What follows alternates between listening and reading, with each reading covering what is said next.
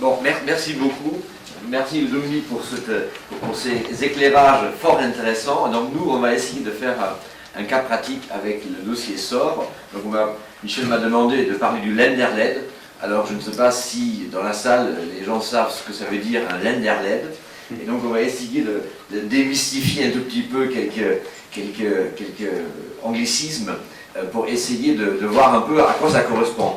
Vous vous rappelez peut-être l'histoire financière de balancier, donc en fonction de l'époque. Rappelez-vous des années 1990, c'était très à la mode de faire de la banque-industrie.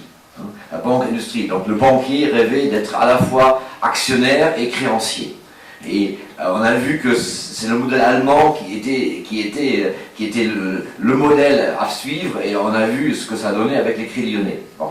Donc, la banque-industrie, c'est-à-dire qu'en réalité, un créancier est à la fois créancier et actionnaire. Bon. Et ça, c'est la banque-industrie, c'est quelque chose qui est voulu. Voulu, en règle générale, le banquier prend des participations minoritaires.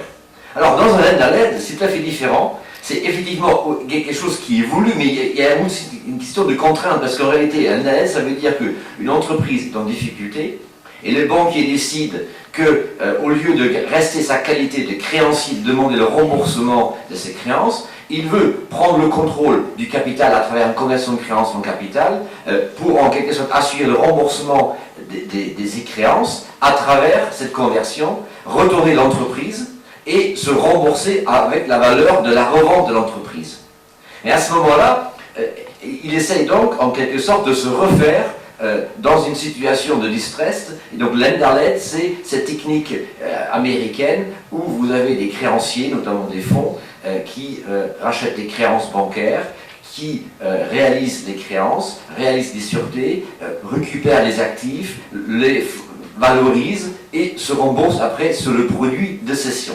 Voilà le mécanisme en quelque sorte du Lender-LED. Donc c'est pas la banque-industrie qu'on a connue des années 90, c'est un peu différent, puisqu'en réalité le banquier veut devenir l'actionnaire unique, donc à 100%, pour assurer le remboursement de ses créances. Alors, dans le dossier SOR, qui est le dossier emblématique que je vais essayer de vous exposer, on va faire d'abord la photo de famille au départ. Alors qu'est-ce qu'on a?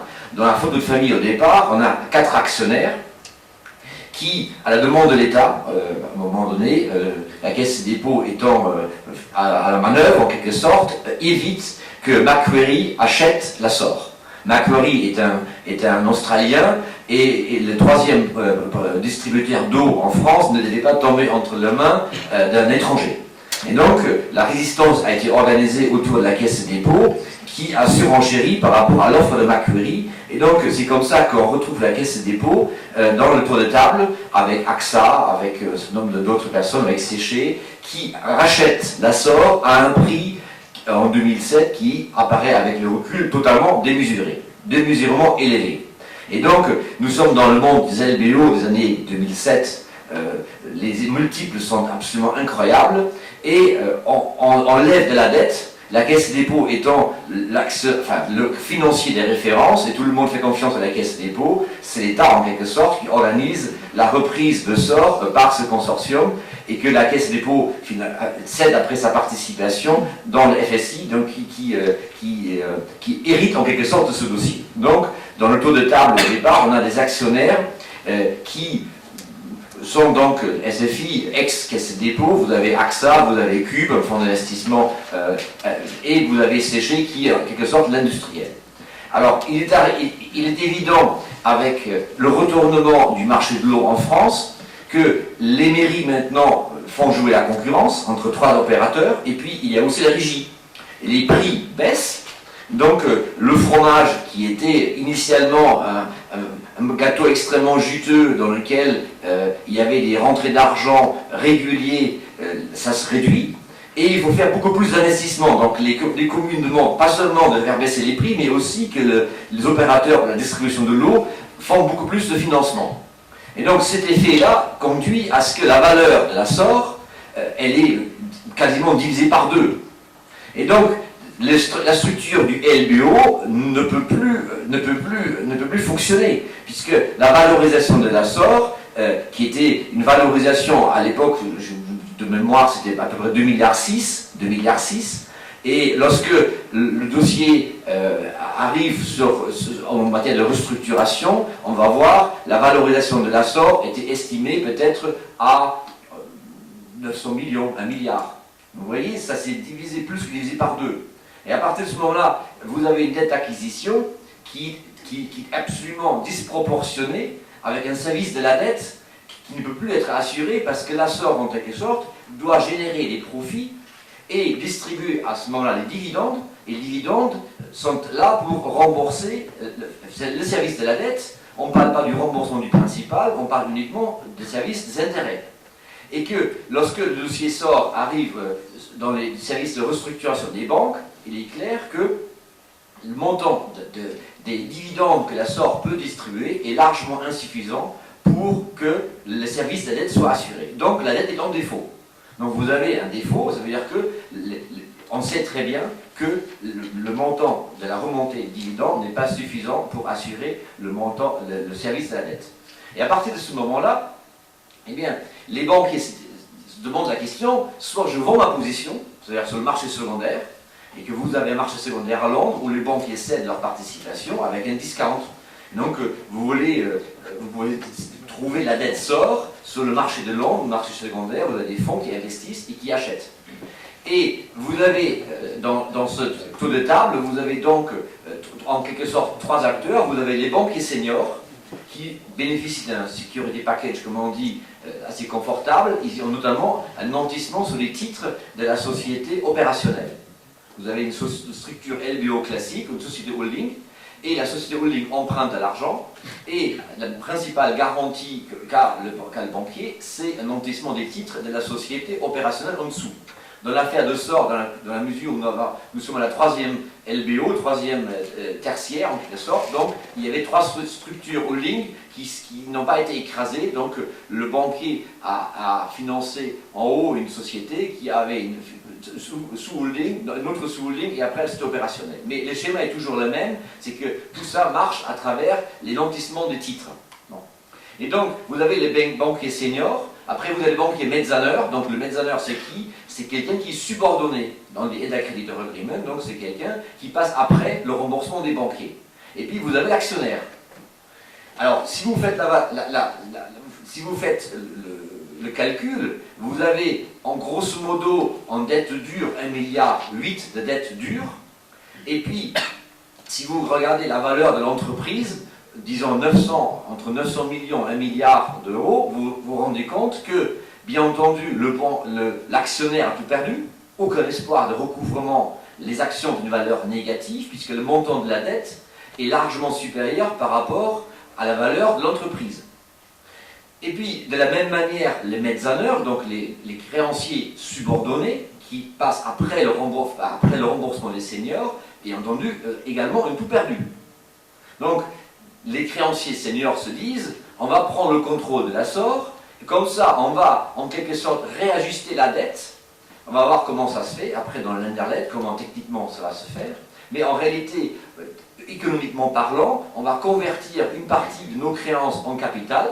On va garder en réalité en dette dure un montant qui correspond grosso modo à une capacité de remonter de l'argent pour que le service de la dette puisse être assuré dans le cas des créances qui restent, les créances bancaires, et le reste va être converti en fonds propres ou quasi-fonds propres. Parce qu'il faut que le bilan global de l'Assor, donc consolidé, soit de nouveau présentable avec des fonds propres positifs. Voilà. Donc c'est ça le mécanisme. Donc on passe nécessairement par une conversion de créances en capital. Et donc, la question qui se pose, est-ce qu'on peut imposer cette conversion de créances en capital à des actionnaires qui, d'un point de vue économique, ont tout perdu? La réponse, à l'époque, et même aujourd'hui, en dépit de quelques avancées de l'ordonnance, la réponse est négative. Alors, qu'est-ce qui se passe dans le dossier SOR? On a une compétition entre les banquiers qui présentent donc le Länderlet, la prise de contrôle des créanciers seniors pour devenir actionnaires à 100% de l'Assor, avec des concurrents qui disent, voilà, nous on veut bien reprendre également l'Assor, on demande aux banquiers d'écraser une grande partie de leur dette, mais nous on a un projet industriel, on veut apporter de l'argent, on veut réinvestir de l'argent, on recapitalise la société, on met en place des lignes de financement, mais on demande un sacrifice aux banques bien supérieur.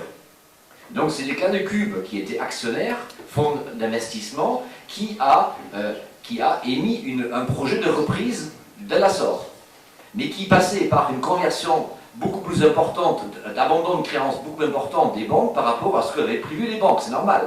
Les banquiers étaient dans une position qui voulait défendre en quelque sorte un maximum leurs créances, parce que pour un banquier, convertir une créance en quasi-fonds propres, bilanciellement parlant, c'est pas la même chose que garder une créance bancaire. Même si, par exemple, vous allez à une capitalisation des intérêts. Les intérêts sont payés in fine, on n'a pas souvent le PIC, ça veut dire l'intérêt PIC, ça veut dire payment in kind, ça veut dire que les intérêts sont payés à la fin, au moment du remboursement du prêt. Donc ils sont capitalisés. Mais il ne reste pas moins, le banquier préfère toujours, pour des raisons bilancielles, de garder une créance bancaire en bonne et due forme au lieu d'avoir une participation au capital. C'est évident. Bon, donc vous voyez, il y a une compétition, et puis il y a encore un deuxième ou troisième investisseur qui sont arrivés à Séché, qui a également présenté une offre de reprise, et puis il y a Impala, donc ex-Dreyfus, qui a également présenté une offre de reprise. Donc on a une situation assez curieuse dans laquelle, en réalité, il y avait 4 propositions de reprise de l'Assor qui étaient en concurrence. Mais le point de départ obligé de tout cela, c'est les banques, puisque aucune des propositions de reprise ne peut se faire sans le consentement des banques, puisque les banques sont créanciers seniors et on ne peut pas faire un plan de reprise sans demander un abandon de créance important de la part des banques, ce qu'on appelle le fameux haircut. Donc les banquiers sont invités à participer d'une manière ou d'une autre et en réalité ils sont en position de force dans cette opération et la compétition, bien entendu, l'entreprise a intérêt à ce que la dette soit la moins élevée possible. Et l'entreprise a de l'intérêt de sélectionner l'offre qui assure plus de liquidité et moins de dettes. Et vous avez un acteur qui dans l'affaire SOR, vous avez 2 acteurs qui sont intéressants à mentionner. Donc c'est le mandataire de justice, en l'occurrence c'était Hélène Bouboulou, et puis vous avez le CIRI. Donc le CIRI c'est l'instance du ministère des Finances qui intervient comme médiateur pour essayer de sauver les emplois. Donc le CIRI, avec le ministère des Finances et de l'Industrie, pesait de tout son poids pour essayer de sélectionner l'offre qui était le plus intéressant pour assurer la pérennité de l'Assor. Et pour réduire la dette bancaire, bien entendu. Et même de la même manière, le mandataire a comme mission, de la même manière, d'essayer d'inciter les banquiers à être raisonnables et réduire le montant de la dette. Donc le premier grand problème, vous avez donc les offres concurrentes, et le premier sujet qui est sur la table, c'est quel est le montant de la dette qu'on va laisser. Et les banquiers, donc les grandes discussions portaient sur le montant de la dette. Alors là-dessus, ce qu'il faut voir, c'est que vous avez une sorte d'équation mathématique. On estime, à tort ou à raison, que le montant de la dette ne doit pas être supérieur par rapport à la valeur de l'entreprise, qui est en dessous. Alors, ne me demandez pas pourquoi c'est comme ça, mais il faut demander à des banquiers d'affaires qui font un savant calcul en EBITDA, donc c'est-à-dire que la capacité de l'entreprise de générer des résultats, avec un multiple qui dépend du marché. Et ce multiple vous donne la valorisation de l'entreprise. Donc ça peut être, dans l'affaire d'Assor, ça peut être 1 milliard, 900 millions, 700 millions, etc. Et donc la discussion se focalisait dans la LED sur le montant de la dette restante. Alors techniquement, comment on fait ? Et bien, dans la mesure où les banquiers ont insisté et ont gagné la compétition, je ne parlerai pas des contre-propositions qui ont été écartées à la fin, comment les banquiers prennent le contrôle?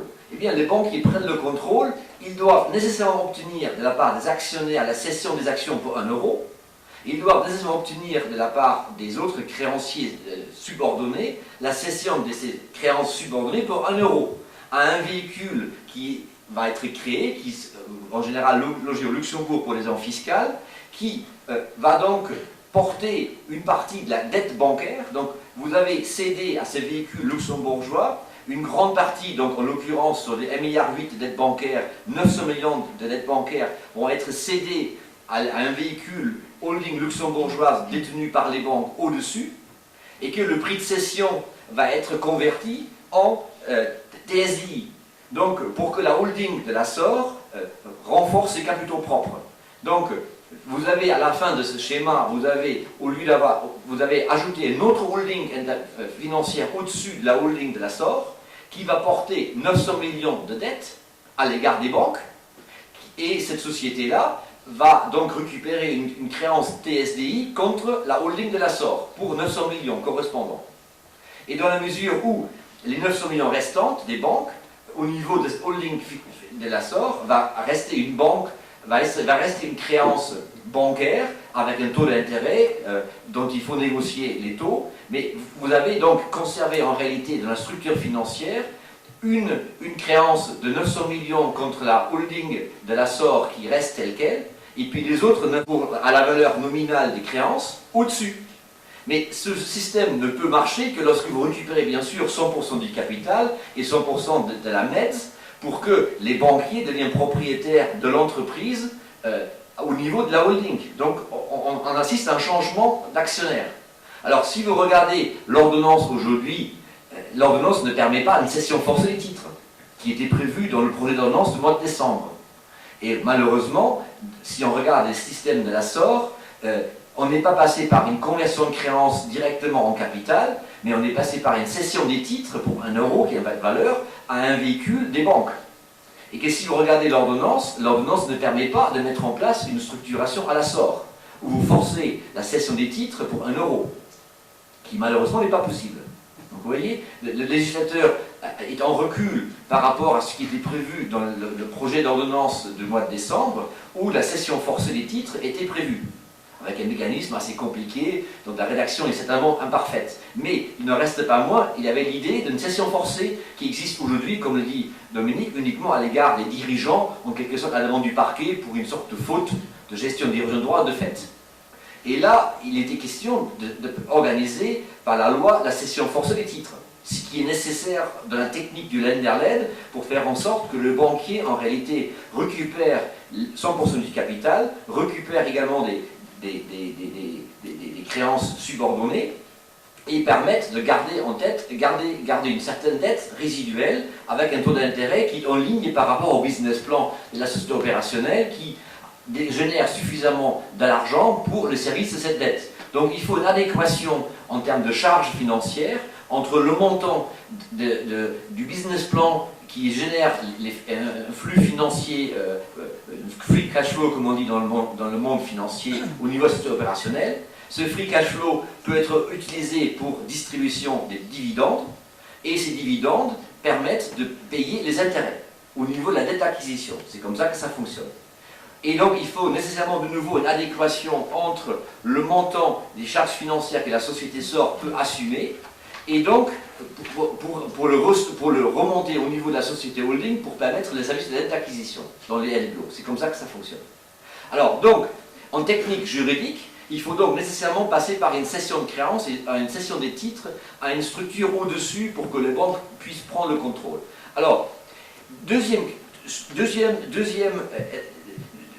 dans la mesure où il y avait un grand débat sur le montant de la valeur d'entreprise et le montant de dette résiduelle, donc les banquiers étaient amenés en quelque sorte dans l'affaire SOR à faire deux choses. À la demande de l'État, les deux banquiers phares, BNPP et Natixis, sont acceptés de rester pendant 5 ans l'actionnaire de référence pour donner une stabilité. Parce que Bercy avait très peur qu'en réalité cette entreprise française soit après entre les mains de fonds vautours, les banquiers cèdent leurs créances, et tout d'un coup on se retrouve dans un scénario où les actionnaires de référence ne sont plus de grandes banques françaises, mais sont des fonds anglo-saxons qui peut-être ont une idée différente d'un développement plus harmonieux par rapport à la SOR. Et donc, une demande très forte de la part de l'État, c'est un lock-up, comme on dit. Un lock-up, ça veut dire qu'il fallait que les actionnaires des références décident de ne pas céder leur participation et leur créance pendant une certaine durée. Alors, le troisième actionnaire des références et la créance de référence RBS a refusé le lock-up. Et donc, l'État s'est contenté d'un lock-up de la part de 2 actionnaires de référence, donc BNPP et Natixis. Alors, je vous ai dit, la question c'est quelle est la dette résiduelle, quelle est la dette raisonnable. Et donc, pour emporter le morceau en quelque sorte dans ces discussions, dans cette compétition, les banquiers étaient amenés à introduire une clause de flexibilité qui a été imaginée par les séries, qui consiste à ce que si l'entreprise ne réalise pas son business plan et que les résultats sont moins intéressants et moins bons que prévu, à ce moment-là, on peut prévoir un mécanisme de réajustement de la dette de 900 millions qui peut descendre à hauteur de 150 millions. Il va être donc remonté au niveau de la structure de la Luxco, au-dessus, et donc va alléger le service de la dette, et le montant de la dette dure passera donc de 900 à 750. Et donc, cette flexibilité doit être acceptée par les banquiers qui votent avec une majorité simple, et sur la base des résultats financiers de la société au bout de 2 ans. Donc vous voyez, ce mécanisme permettait de désamorcer le conflit sur le montant de la dette résiduelle en disant que la société disait on ne veut pas plus que 700, les banquiers disent 1 milliard, et donc finalement ça a été transigé à 900 avec une clause de flexibilité pour permettre aux uns et aux autres de signer en bas de la page de la documentation de restructuration. Les discussions étaient interminables là-dessus. Alors ça c'est un élément qu'il faut bien garder à l'esprit. Alors maintenant, quels sont les autres éléments intéressants de l'affaire SOR? Eh bien, dans l'affaire SOR, il fallait également faire du new money. New money, c'est-à-dire que la société opérationnelle a besoin d'argent pour financer justement ces investissements. Donc, il était nécessaire de mettre en place une nouvelle ligne des crédits au niveau de la société opérationnelle.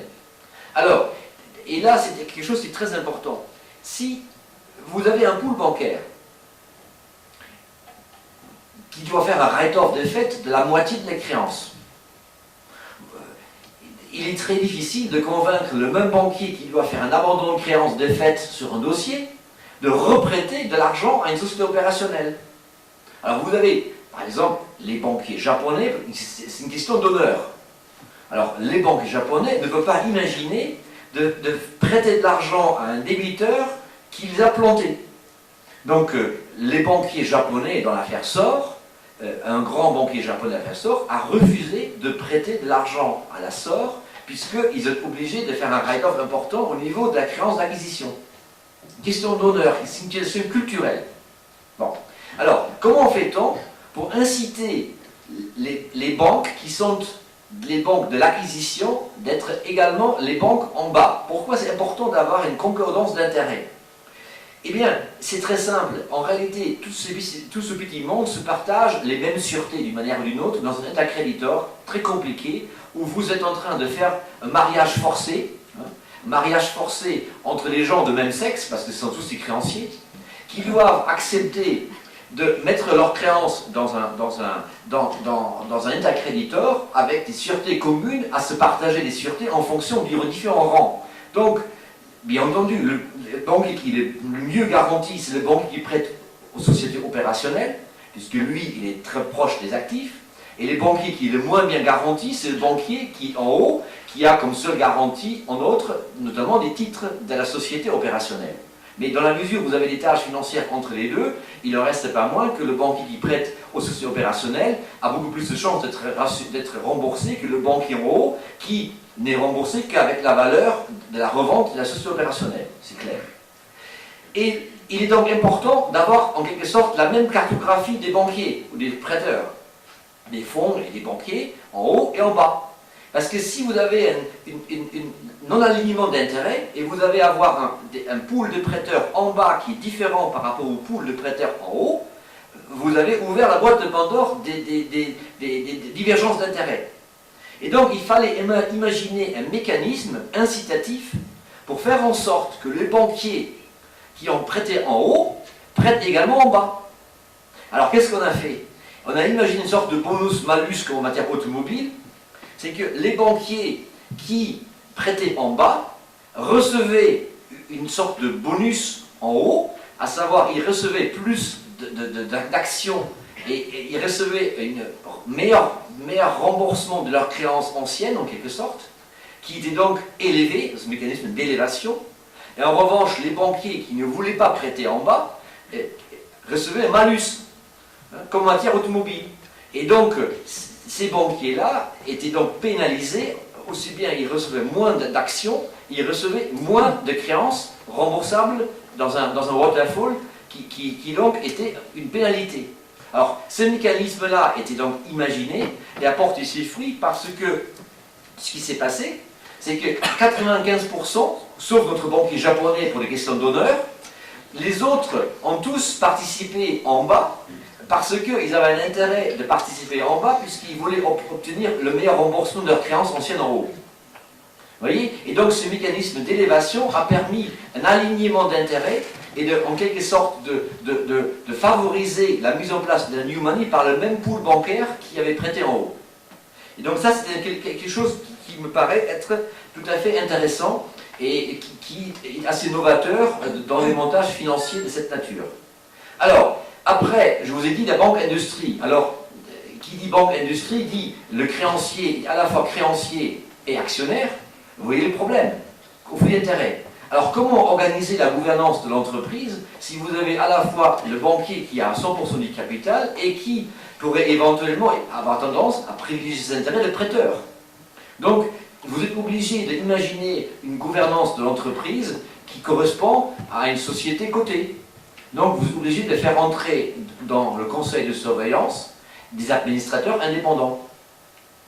C'est la clé, parce que sinon, vous ne pouvez pas faire ça. Les banquiers sont représentés, vous avez un certain nombre de décisions qui ne peuvent pas être prises en dehors du consentement du banquier, donc qui doivent s'organiser de la même manière, parce que un des problèmes de SOR, c'est que vous avez à peu près 70 banquiers.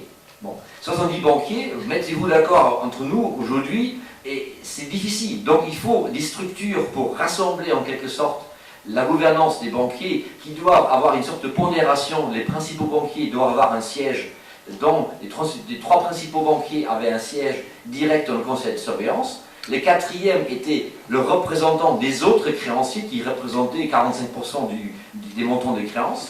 Et vous voyez, cette façon de faire permettait en quelque sorte de créer les conditions d'une meilleure gouvernance pour que les banquiers s'expriment quasiment avec une seule voix et permettent en quelque sorte d'avoir une représentation des banquiers dans le conseil de surveillance de la SOR d'une manière rationnelle. Mais si les banquiers, en quelque sorte, devenaient gestionnaires des fêtes, comme l'a dit Dominique tout à l'heure, le banquier n'aime pas être gestionnaire des fêtes. Et donc, il faut que le management de la société SOR gère avec le business plan et que le banquier ne fait que contrôler. Voilà. Et donc, la gouvernance qu'il fallait organiser, cette gouvernance était donc une gouvernance avec un conseil de surveillance dans lequel vous faites rentrer les actionnaires indépendants qui ont la majorité. Et ça permet à ce moment-là d'avoir une meilleure gouvernance. Voilà. Donc, résultat des courses, si vous regardez le dossier SOR, c'était plutôt bien passé parce que les banquiers ont récupéré 100% du capital, avec un peu de douleur parce que les créanciers minoritaires et les actionnaires, tout le monde devait signer en bas de la page parce que ça se passe dans une conciliation, donc il faut l'unanimité. C'est pour ça que c'était extrêmement difficile. L'État a pesé de tout son poids pour convaincre les uns et les autres de céder après, permettre la cession des parts pour 1 euro. Donc si on regarde aujourd'hui, l'ordonnance malheureusement ne permet pas de réaliser un schéma à la SOR, mais le schéma à la SOR nécessairement a vocation à se reproduire dans le monde dans lequel les LBO, vous allez avoir des sociétés opérationnelles qui sont pas en difficulté, mais qui sont structurellement pas capables pour le service de la dette. Donc les créanciers aujourd'hui ont plutôt tendance de dire qu'il vaut mieux prendre les clés de l'entreprise pour essayer d'assurer un remboursement in fine de valeur de revente lorsque le cycle se retourne, au lieu de laisser une société entre les mains de l'actionnaire qui ne remet pas au pot. Voilà. Donc, voilà mes quelques témoignages de l'affaire SOR. Je vous remercie de votre attention.